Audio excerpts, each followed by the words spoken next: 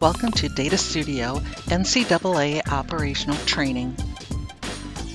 The first step after installing Data Studio NCAA is to log in by clicking on the Data Studio Basketball Desktop shortcut. Log in using your Venus Control Suite credentials.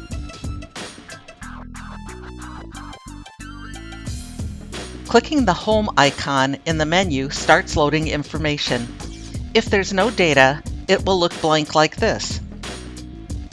As data is added, it starts populating.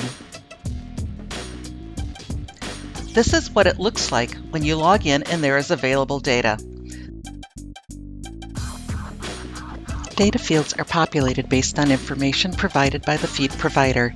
If some fields are populating and others are not, the provider has not included that information. From a user perspective, you should not have to ever go in and add weeks, etc. It should always go out and pull new data for you. The in-game page is the first page you view once logged in or by selecting the Home tab. The top table gives you some team stats. Under that, it is broken out into the 5 Encore players for guest on one side and home on the other. Then under that, we have leaders for each team and some more extended stats for each team. The top 2 tables are clickable for stats selection. In the top right-hand corner, you'll find a timestamp, which is live but is not real time. We process the data every 2 seconds or so. This was done on purpose as it was deemed important to keep the clock for future integration with Allsport or timing.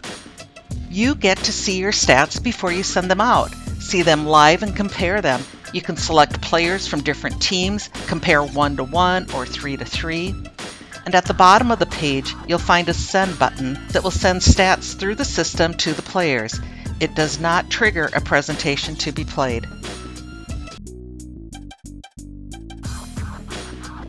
The home stats and guest stats page layouts are the same, with Encore players on top, bench players at the bottom, and below that are the team stats. When selecting the send button, the JSON data is sent to the player. Again, this does not trigger a presentation to play. To add or remove columns from the stats, just click a column heading to add.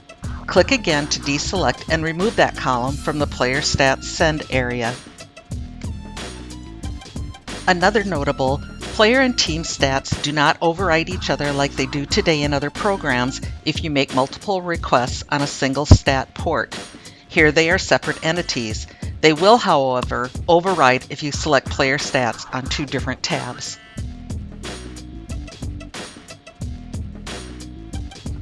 This is the Player Matchup tab. This is where you can compare players from the same or from opposing teams. You can also select on-court and/or off-court players. Just click to add stat fields. Click again to remove them.